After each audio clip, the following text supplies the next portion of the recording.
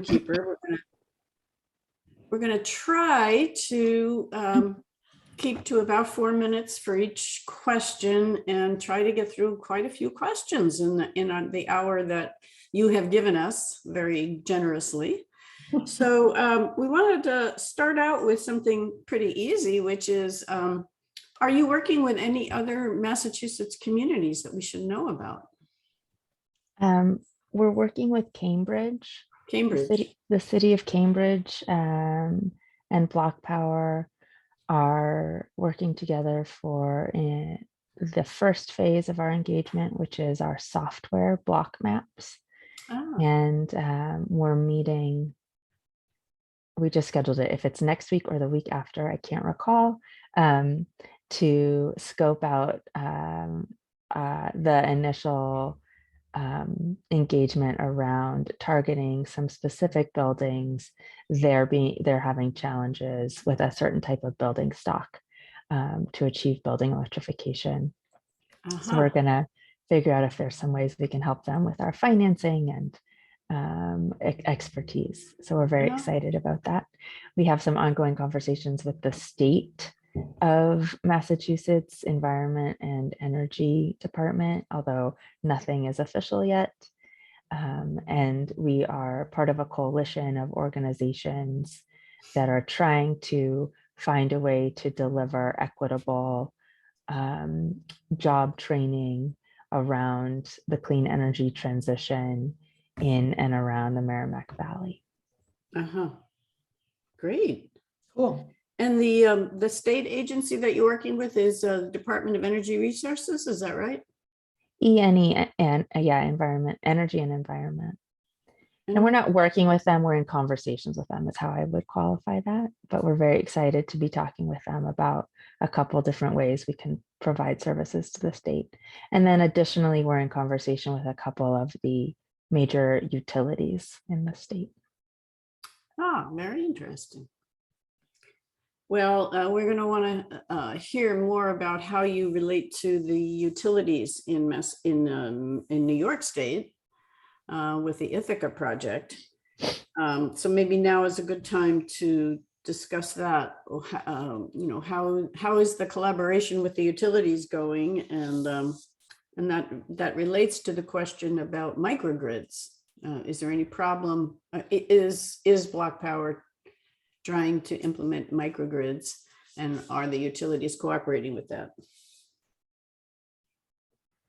Those are, I think, separate questions. Okay. So Bloc Power works to have engagements with utilities in any community that we're engaged with by the municipality. Sometimes a utility brings us into a territory, or sometimes a municipality does. And we endeavor to find common ground and find stakeholders at each group who share goals. In New York, as you may know, there's a pretty robust state goal around building electrification, and the utilities go through their cycles of clean heat filings.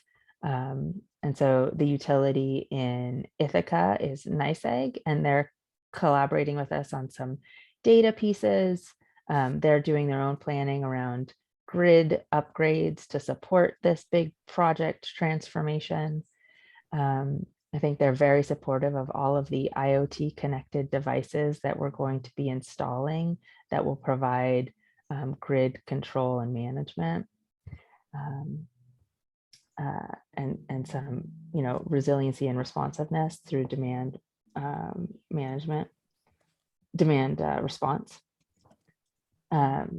So I think when we electrify a building, we install distributed energy resources, which are those like IoT connected clean energy devices. Oh, Claire and Glenn are stuck on mute. I don't know if you guys can give them the power to themselves. That would be helpful. Thanks for pointing that out. And those can include heat pumps, hot water heaters, solar and battery storage. And so those assets can become components of microgrids, but we're not tying individual buildings together. So those controlled assets qualify as a virtual power plant, And if a building owner or city partner wants the solar and energy storage that Bloc Power installs to function as such, we can work with the regulatory bodies required to navigate the compliance requirements. Right. So we're not doing standalone microgrids right now. There's no reason that we couldn't finance them, but the way that just to streamline our process, while we do offer the virtual power plant service, we don't necessarily, do the microgrids. And so it's hard for us to speak to the regulatory requirements in New York. Okay.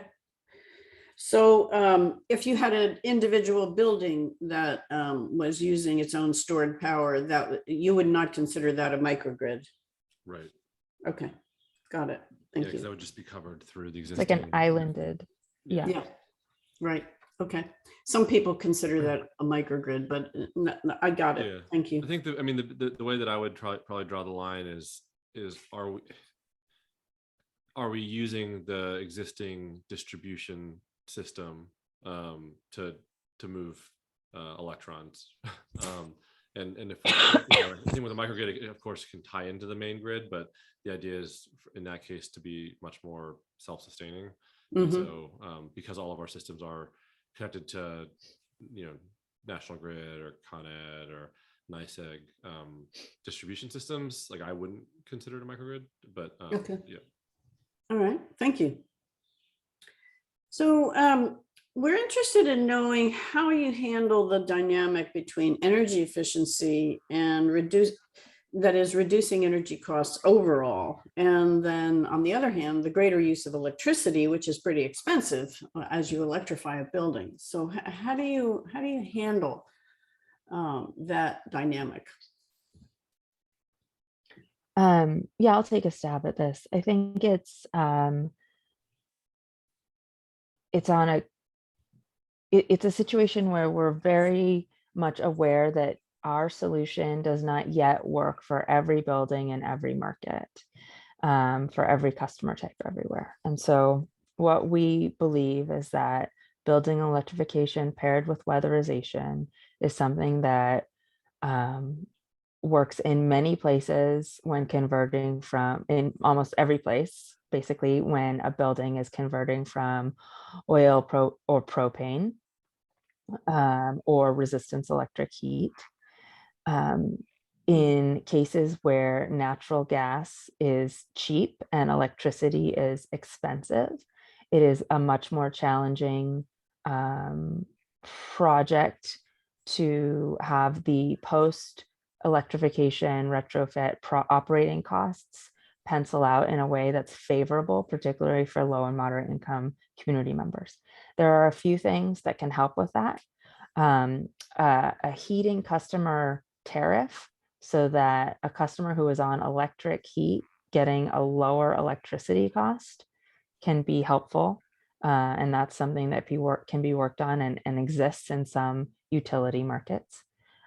Enrollment, the addition of on-site solar or the enrollment in community solar to reduce further the electricity costs post retrofit. But as far as sheer utility costs, those are things that are real barriers right now.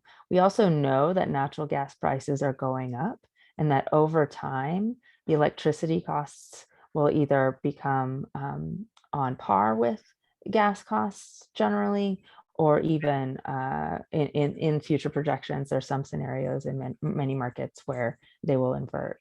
And so it's something that's a moving target. What projects pencil out right now are not the projects that will be the only ones that will pencil out in the future. Mhm. Additionally, we know that it's cleaner to heat a home through electricity. And so for the purposes of greenhouse gas emissions, particulate matter, and air pollution and climate change, it's a much better deal to heat buildings using electricity. So we heard in the earlier webinar in March that some of the some of the savings that people would experience we're going to be tied to some of the expenses were going to be tied to the amount of savings that they would have on their energy bills. So their lease payments, for example, would never be higher than their. We don't guarantee that. No, You don't. we never say they will never be higher. We do our best to project savings and whenever possible, fit lease costs into those savings. However, we also underwrite health and safety measures that don't have a utility bill reduction effect.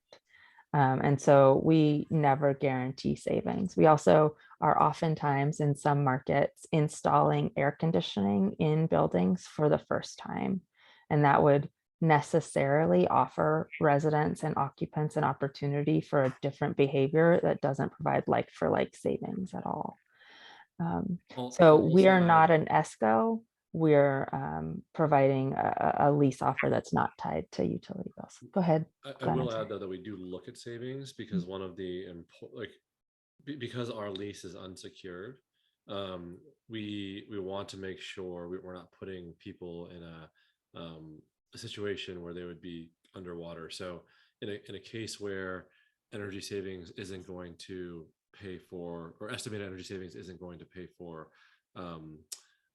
improvements, we want to, like, we're always transparent about that with the customers. And in some cases, we actually can't underwrite the projects if the debt service coverage ratio isn't within our underwriting criteria. So it is very important, and so we do look at it.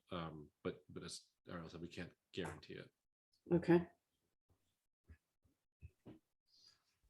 So going back to the Ithaca project, we understand that you have proprietary software that helps you figure out what buildings performance is. And so how does your software help you identify those buildings that are the most in need of energy retrofits?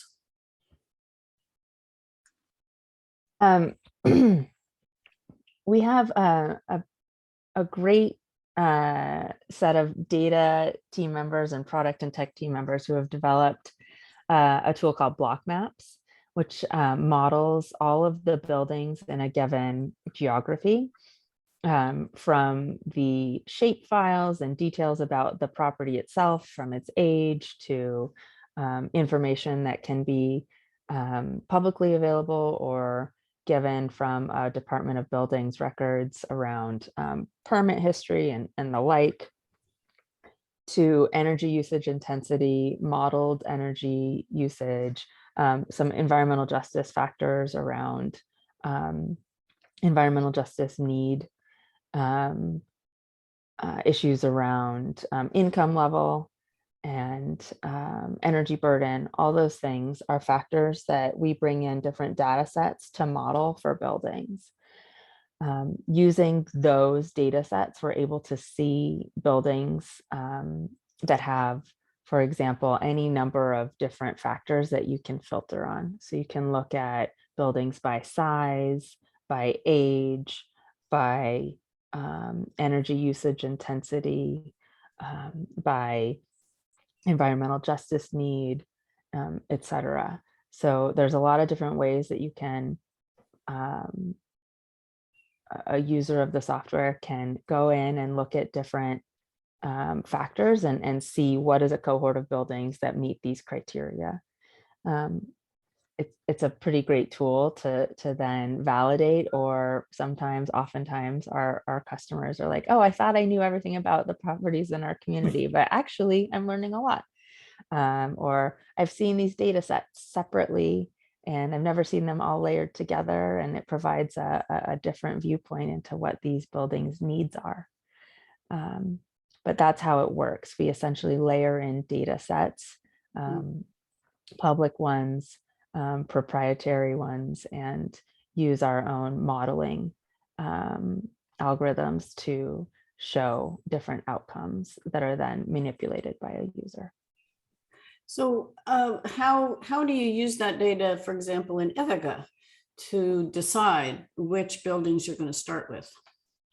It's interesting. So every community has different goals. Ithaca has what they're calling Justice 50, where they're aiming to um, ensure that 50% of the impacts and investments of a program are going towards low and moderate income community members and properties. Hmm. Although, so that's to start.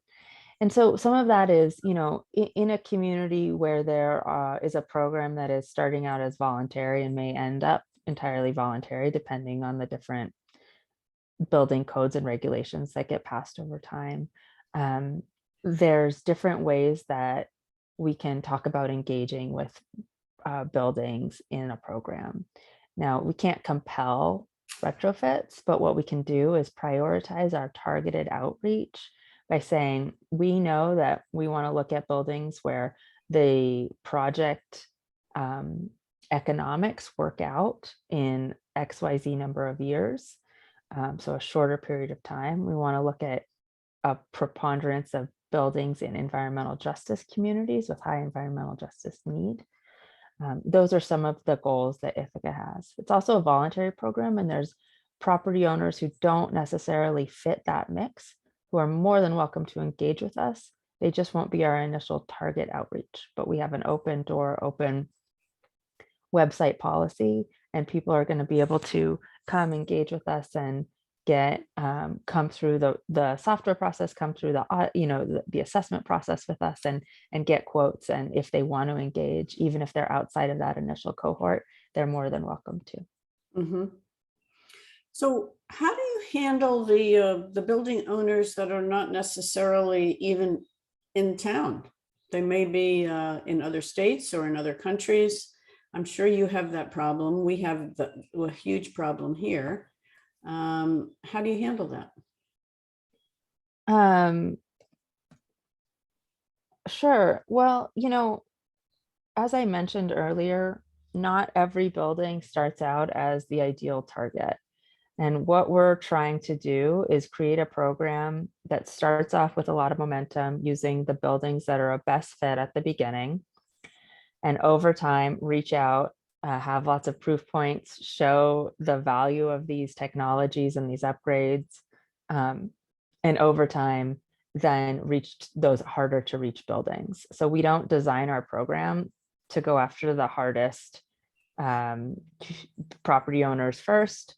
It's hard enough to deliver our services to start off and to get some really good momentum. And that's what we want to do with excited, bought in residents and property owners most in need.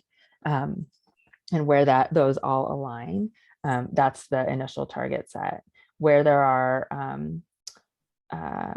non-local landlords, the engagement will take time, and it's something that will take time through community outreach. As I think we mentioned, our community advisory board, so that will have different ways of reaching property owners who may know those non-resident property owners just through other types of relationships they have. So there's lots of different ways of touching and reaching out through word of mouth marketing that doesn't get caught in a typical marketing campaign. And so we do a lot of relational outreach. And so over time, that's what we expect would happen. And in the end, there may be some new novel outreach methods and ways to compel or reach non-resident property owners as well.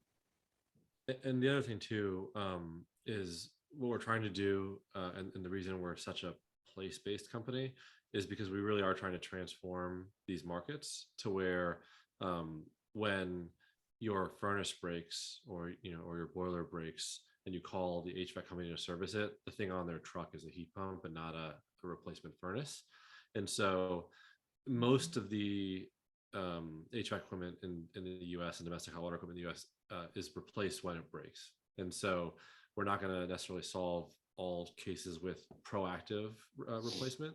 So going after old equipment that might go bad soon, very, very inefficient equipment, we're going to do that first. But ideally, if we're successful with an initial effort, there will be enough contractors and enough equipment in a given geography to make the default replacement a heat pump or a heat pump water heater.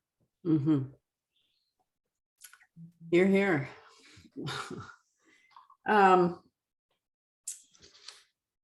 So we heard mentioned in the March webinar that there was some sort of a 24/7 option for renewable electricity, clean renewable electricity. And then there was some other reference to date stamping. And we don't understand these things, and we're wondering if you can help us figure out what you're talking about.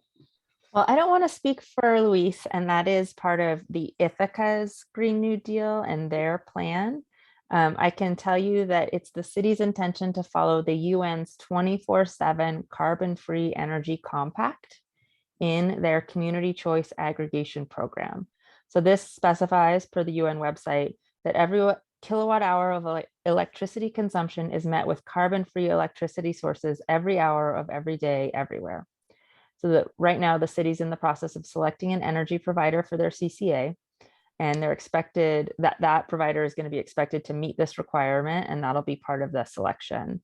So to ensure that the energy can be tracked back to the renewable source, it's stamped with the date and time it was put into the grid. Bloc Power primarily works at the building level, engaging with actions that reduce reliance on fossil fuel sources. And so we drive residential and community solar PV installation, and we're working with Ithaca for developing energy design standards in the electrification work, where we can drive their expansion efforts into renewables, but we're not driving that 24/7 commitment that the city is driving with their electricity provider through the CCA. Okay. Do you work with other cities, perhaps in California, for example, that have CCAs? And how do you interact with the CCA? Yeah, we do. Many of the cities we're working with in California, or working in and with in California, have CCAs. And we have a direct contract with a CCA in the East Bay. Clean Energy is a utility that we're working with, who has contracted us to retrofit buildings through investment, through financing that they've provided, as well as incentive dollars to buy down project costs. Mm-hmm. Well, that's exciting, because we're in the process of establishing something similar here. So that's really good to hear about. Yeah. So the financials are puzzled us. How does Bloc Power, and therefore the investors as well, people who are investing in Bloc Power, actually earn a profit on their investment under these scenarios? It sounds, to me sounds very challenging, and we're interested to know what you think about that. So we have a lease that we get a loan to give out the lease. Customers make low monthly payments over the course of the length of a lease, usually 12 to 15 years. And our profit is what's left after paying back the debt repayment and paying for operations and maintenance. So reading between the lines, it sounds like the lease payment is sufficient to both pay back the investors, give them the kind of investment credits they're looking for, and to give Bloc Power a profit. Yeah, it gives us a profit on the project level. On a program level, we can't build our programs off of the lease payments, but those are the project profits. That's right. So if we're working with a utility and they say, we want to target 1,000 buildings in this area, and we need you to do XYZ reporting and this type of outreach. And we want to make sure that this is the time period that it's reached in, and these are the type of customer classes that are being targeted. And here we need this custom XYZ. There's administrative and service and marketing and sales costs associated with that around like program. So those would be separate than a project. So we Okay. talk about our projects on an individual with an individual property owner, Mhm. and then our programs, which are like a targeted number of projects with specific goals and timelines attached. And just, I have to jump in a couple minutes, but just to kind of peek behind the curtain a little bit about how it works over time, is when we first start in a new market with a new building or customer type, we kind of have a standard interest rate that we pay based on some pre-assessed risk with our lenders, and the spread between our interest rate and what we end up charging customers is very low. But over time, when we have good data for a market, that spread increases. And so basically when we first enter a market, we may not even make much money on a per project basis or any at all. But over time, we actually can make more money. So like in specific markets, we may have started off at 8.5%, but now we're down to 6%. So that, the 2% adds up after a 15-year period. And so we're also negotiating in New York, specifically with the Department of Energy, to do $1 billion loan guarantee for our projects in New York, which would get our interest rate down to about 3.5%. And so that increases the spread. We can, in that case, actually pass more savings on to the customers as well. Uh-huh. So to what extent do you rely on grants to fund some of these initiatives? Are they all self-supporting, or are you benefiting from some grant money as well? So on the project level, we tap into existing incentive programs that exist from states and cities and utilities, and we make sure that a property owner, that they, whatever programs and incentives they qualify for, from weatherization to electrification and incentives like that, we tap into to buy down the project cost. Bye, Glenn, thank you. And help them capture those incentives. And that comes off the upfront cost of the project. In terms of grants, we oftentimes work with cities cities bring us in to work on RFPs to tap into federal funds. There's a lot of federal funds coming down through the bipartisan infrastructure law, which my colleague Claire, who's here but on mute, knows a lot about, and can speak to how we work with cities and different communities around capturing grant funds to fund some of the activities that Bloc Power is doing. Claire, do you want to speak to a little? Yeah, sure. I'll just add to what Ariel said. Some of my responsibilities are around identifying these funding opportunities that Ariel mentioned. And the really wonderful news with this current presidential administration, the Biden-Harris administration, is that there are wonderful clean energy RFPs and funding opportunities that are designed to build the clean energy movement. So that is looking at workforce, it's looking at leveraging the DOE's national labs. There are many national labs, and we were fortunate enough to win an RFP with, it's called NREL, and that is around a connected communities technical assistance provision, where we'll be providing some capacity building and technical assistance to communities that applied to be recipients of these of technical assistance. And these are communities that have been historically significantly disadvantaged. There are 23 of them. So the point and the reason I bring up that example is that Bloc Power is really looking to at this clean energy and place-based strategy, as Glenn mentioned, in a holistic perspective. We are obviously looking at completing projects and have a project approach, but we're also looking at tapping into resources where we can help build the momentum of clean energy across the country. Wonderful.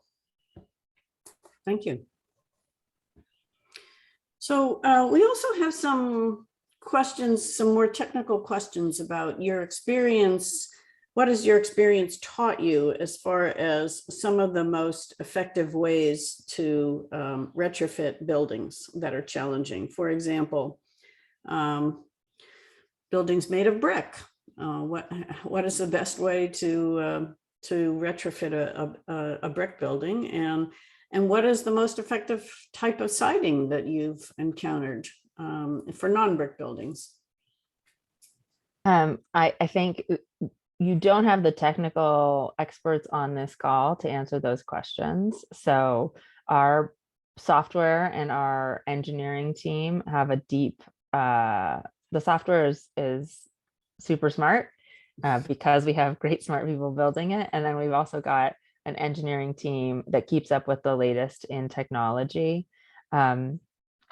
So I don't want to answer about what specific energy conservation measures and treatment of brick there should be, although we have experience in it, especially working in and around New York City. I would say there's a lot of great, exciting new technology that's coming out all the time. Like you've probably heard about Energy Sprong and the prefab exterior cladding that's 3D printed, and where there's efforts to bring that in some way to mass market. And there's always new, hot water heaters, or there's new this or that. And I think it's so exciting, all of the growth and technology and everything that's happening. A couple things happen. The newest technology isn't always cost effective because it can be very expensive when it first comes out. And so 3D printed custom siding is at this point still pretty cost prohibitive, although it achieves incredible energy efficiency. And there are ways to incorporate air return flow and HVAC into the cladding, and it's very exciting. And we think for some buildings in certain markets, there will be a big enough number of like buildings that it'll be worth investing in. And if you can say, imagine like hundreds of condos owned by the same property owner, where they're going to see the returns or something like that. But it's not a mass market option just yet for a variety of reasons. And then the other thing that is an important thing to remember with new technology is, should it be cost effective, you still also need to find trained installers to be able to install and maintain the equipment that you're getting on your home. And so those can be barriers to immediately accessing some of these really exciting new technologies that are in the news and that we cannot wait for wider adoption of. And we do participate in pilots in particular areas where we test out newer technology and R&D opportunities. But for our larger scale market implementation with property owners, we're looking primarily at more tried and true equipment like weatherization, including air sealing and insulation. We're looking at either some window films or window skins. We look at cold climate air source heat pumps or air source heat pumps when appropriate, some ground source heat pumps sometimes. We look at air source heat pump hot water heaters. We look to convert stoves. But we're not at a point yet in terms of the technology cost and contractor base for some of the more novel technologies to Okay. be widespread.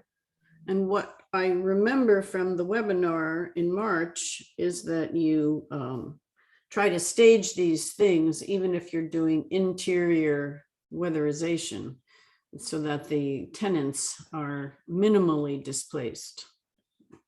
That's for true. days, so, rather than months. Yeah. Yeah, we do. Oh, go ahead, Claire. I was just going to add one, Ariel referred to it, but one of the ways that I think Bloc Power is, I would say, unique is that we have found interesting partnerships with sometimes with other manufacturing companies. So I'll just give an example of one. There's a woman-owned company that Ariel referred to called Wex Energy. They're based actually in Rochester, New York, and they have a product which is called window skins. Bloc Power has we've worked with them in a couple of joint proposals, and this product is, instead of a full window replacement, it's a cost-effective kind of snap-on window that is it's not a film, but it's a better product than that. So that's an example where we look to have some of these improvements that can address the issue of sealing and insulation, and having especially in older buildings, a cost-effective measure. Mhm, mhm. Thank you. So you mentioned Ariel, hot water, and that seems to have been a challenge around here anyway, trying to find non-fossil fuel methods for heating hot water for a large multifamily building.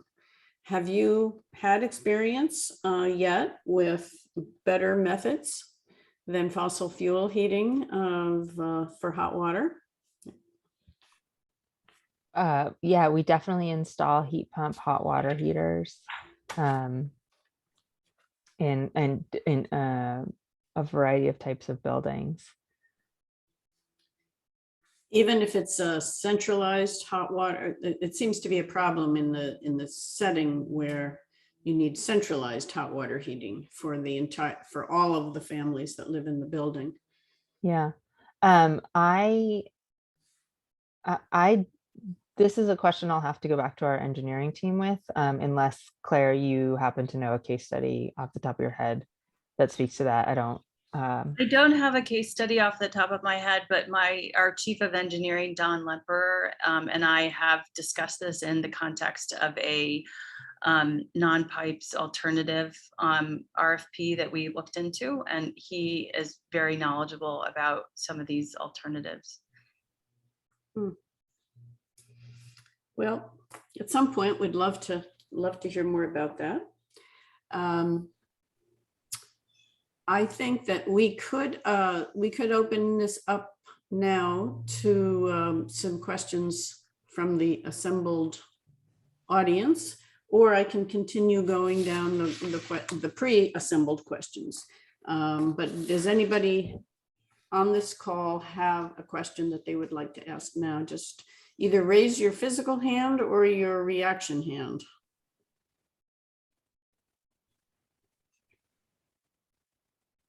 Okay. So it makes sense to go through our remaining questions, of which there are many. Oh yeah, there certainly are. Unless Penny has a question. I see her camera just went on. Oh, okay. Penny? We can't hear you, Penny. Yes, yes. This is my standard question. The city is looking to install fiber optic cable to every home in the next 5 years. And is there an advantage to managing the time of use of electricity to having that cable also connect to the electricity meters? I can't speak to how time of use needs to be connected to broadband or cable fiber optics. I think there It are wouldn't be controlling the use of computer type of stuff, Wi-Fi stuff, but just to measure in rapid time the time of use of electricity, so that it could be billed that way. Yeah, I think that's probably a great question to engage with the utility on. As I mentioned, we work more with the building owners. There are some team members on our team, just not us, who are very well versed in grid sciences and maintenance and management, just out of interest, but that's not our expertise. Okay, thank you. I do think if you're digging up all of the Exactly. roads and everything, I would think considering like making sure that all of the houses are wired for adequate, pre-wired for electrification, making sure all of the panels are upgraded, making sure that so that when a fossil fuel heating element goes out, that isn't the barrier to switching over, because it's not just about the equipment on the truck, like Glenn was mentioning earlier, but it's also about that panel upgrade. Yes. So if you guys are doing all this digging, I'm sure you're thinking about it, but finding a way to leverage the construction process that's already happening and trying to make sure that the buildings are being pre-wired for this conversion, that's an enormous advantage, because that can be a huge blocker. Okay, thank you. Yeah. So how have you been working with energy storage and solar siting for the buildings that you're retrofitting? Yeah, it's on a project by project basis. We find partners in different communities to work with. So in New York City, as you may imagine, it's not even just one partner. There's not a lot of on-site solar and storage, but there is some, and it's not all served by a single provider, depending on the borough. And then we work in other communities, in California, depending on the city we're in, we have different providers. It's just, it depends on the project and the geography, but we find, we vet the partners on a couple different factors, similar to our air source heat pump HVAC installers and heat pump hot water heater installers. We have project operations team members who do work with our construction team for contractor vetting, and they have to sign energy provider contracts with us. And similarly with solar, we do some vetting, and that's how it works. Mm-hmm, mm-hmm. So have any of your buildings installed battery backup for the building itself? I am not up to date on all of the buildings in California. I know that they're doing solar and storage out there, but I don't know if they've done full building battery backup or if it's been for smaller. Mm-hmm. Okay. So have you had, Sorry, Adele, sorry, I just want to, please. I just wanted to point out that I'm just going to drop in the chat for you, just as you were speaking a moment ago. I do have a case study on air source heat pumps and solar, just so that you have that. Great. So I'm going to drop it in now. Oh, wait. Oh my goodness. It's not, I didn't want the point to be lost, so it's not translating over, but I just wanted to mention that to you. Sorry to interrupt you. Okay, we can email it later if you're blocked from putting it in the chat, right, Claire? Yeah. Okay. If you email it to me, I'll make sure everybody gets it. Okay, great. So have you established any metrics for the buildings that you retrofit to actually measure how effective the decarbonization effort has been Yeah. in terms of performance standards, et cetera. Yeah, so we measure decarbonization by assessing energy usage before and after a retrofit. Okay. As you most likely know, the U.S. Energy Information Agency, EIA, provides average greenhouse gas emission data per kilowatt hour for electricity grids across the country because they have a very different carbon intensity depending on their fuel source. Mhm. So we use energy bills pre and post electrification to measure the avoided fossil fuel energy consumption and the new electric consumption, and Okay. convert those values into CO2 emission reduction by using the EIA conversion factors on a local basis. So we're also able to evaluate and quantify building energy savings following the International Performance Measurement and Verification Protocol, Volume 1, Option C. So those protocols describe how energy savings are determined from measurements of use, both before and after retrofit of building energy savings projects, with adjustments being made for changes in operational conditions.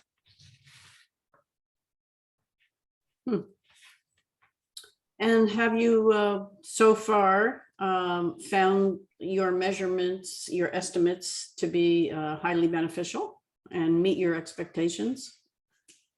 So you're talking about measurements, and then now you're talking about estimates, which are different. So we estimate savings and then we do measurements. And are you asking if those match? Yes, do they match? And also, are you, do you, in the end, do you feel like you're satisfied? Well, we're definitely saving a lot of energy, which is definitely like a huge part of our goal. And we're very, very happy to be part of a team that's delivering energy efficiency projects and electrification to building owners who would otherwise really be overlooked and not part of a target market for any of these services. So we're absolutely satisfied. We're really, really proud of the work we're doing. The outcomes not only include energy efficiency, energy savings, and as we discussed, sometimes explicit bill savings within a unit or a household.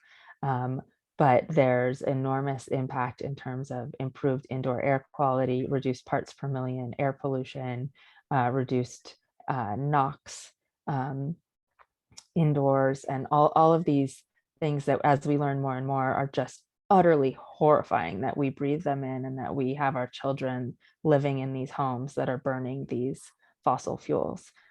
It's really devastating to think about, you know, we all learned not to smoke around our kids decades ago, and yet we've been using these supposedly the best gas stoves for all along, and it's just as bad. So we're really, really pleased with the outcomes that we're delivering, and we know that the residents and property owners are very happy to have access to much more comfort, whether that's improved thermal comfort during the winter or access to cooling. Communities that have never needed AC before are absolutely needing AC on more than just 1 or 2 days a year now. And so it's really essential that people have access to cooling. It's a health and safety issue. And so we're really proud to be providing that solution to community members in need. All right.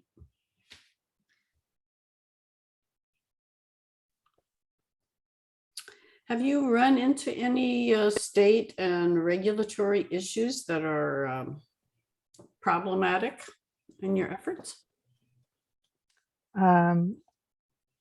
Yeah, I mean, every municipality and state is unique and has different challenges. As you know, Massachusetts is a state where they're very committed to and aggressively thinking through the policies and barriers and catalysts and codes that are necessary to address for this market transformation.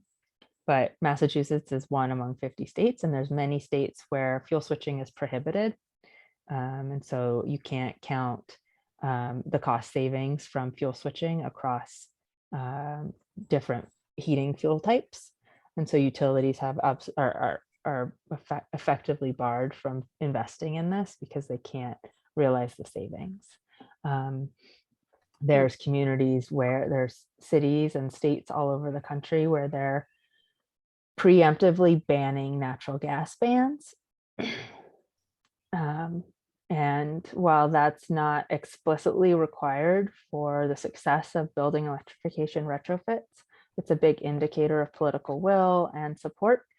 And where there are natural gas bans, there is necessarily a cohort of contractors who are invested in and committed to the technology necessary for existing building electrification as well, because they know about air source heat pumps, they know about heat pump hot water heaters, they know how to install and maintain them because they are building them into the new construction. And so that's a huge market catalyst, and it's really helpful, although it's not an explicit barrier. There's lots of different factors in a market transformation that are systems factors that we encounter. What we're really excited about is our ability to work with communities all along the spectrum. And so if there's a community in a state where, say, natural gas bans are preemptively banned and fuel switching is prohibited, but they say, you know, the city still wants to do something around indoor air quality and higher comfort, and they believe that building electrification is a path to that, and they're going to figure something out. Well, we can at least provide them with we can build out an instance of our software, block maps, so that they can analyze their buildings at scale and sort of see how to move the needle and what weatherization and electrification costs might be and impacts could be. We can also work with them on potentially a pilot where we say, let's see what it would be like to target 10 to 100 buildings and see if we can move the needle. And if they have like a pot of flexible incentive money to buy down project costs, can work with that. Or we could also see, is there an alternative path to it? We know that workforce development is really, really important, and making sure that people have good long-term jobs in industries that are going to exist for a long time, and see if there's a way to access state or local funding around workforce development and train people in the work that's needed and potentially staff them on projects and then therefore reducing some of the labor costs associated with these projects. So lots of different ways that we're trying to provide services to communities all along the path, but definitely there's certain market factors that make the building electrification market transformation much more enabled than others. Okay. I was just going to add that I think that Darcy might have asked a question around, let's see, I don't want to misstate around a program to educate building users on how to operate the energy efficiency buildings so that they maximize emission reductions. I think it's a great question, and it really also gets to, in some people would call that customer success. So customer success is the building owner who is the customer, and the successes does not just stop at the point of the installation of the equipment. And so we have a holistic perspective around customer success, which is integrated into marketing, sales, the installation itself, and then also training and support for the building owner. Because if you, this is a 15-year relationship, and if the customer is dissatisfied, or if there hasn't been the integration of customer success into all of the elements that I've mentioned, which are on a continuum, then you're going to have dissatisfaction. So we have a customer success team at Bloc Power that's comprised of folks from, it's a cross-departmental team, which is comprised of engineering folks, operations folks, business development, and also our marketing. And the objective of this is to ensure that the customers reach the outcomes that they want, which is smooth, I want to say smooth sailing of the equipment. That's not the right term, but that the equipment is working correctly, that they know what to expect, that there is a maintenance element to it that they should pay attention to, and that it's, you know, a relationship that doesn't stop or end once the equipment is put into place. Is that helpful, Darcy? Yeah, I just, you know, as a heat pump owner, I can imagine that there are going to be plenty of renters that will need educating on how to operate the heat pump, how to change it from season to season, how to operate a smart thermostat, because there are a lot of us that are, you know, not that good at technical stuff. Right. Yeah. I think it's a good question, and you know, the paying attention to that and with the partnership of how Bloc Power sees customer success is, you know, essential. So Yeah, there could be a way of incorporating default settings where you could just tell people, just leave it exactly the way it is, you know, from here to eternity, don't touch it. Mhm. That would be helpful to me, but anyway, I just had that question. Okay. Okay. And what about after the 15-year lease period is over? Does the equipment then transfer to the renter or the building owner ownership? The property owner is the leaseholder, and at the end of the life of the lease, there is a option to either buy out at IRS tax code set percentage of what is a reasonable amount of expected value of the equipment at that point, which is almost nothing. So a very small payout amount. I think it's between 10 and 50% of the overall depreciated value of the equipment over 15 years. Or the option is always there to renew and get new equipment installed. Oh, interesting. Okay. Great. Well, we're almost at time. I want to thank you all for inviting us back. It was really, really lovely. Appreciate your very thoughtful and detailed questions, and encourage you to follow up directly with Luis about that 24/7 commitment, or look on the UN website for more details, since that's not from us, but I know it's very exciting. Will do. Is there anything else that we can do for you, or can we just expect to hear from you when you're further along with your CCA and other aspects of your planning? Well, you will definitely be hearing from us again. And Darcy, what you looked like you were going to say something.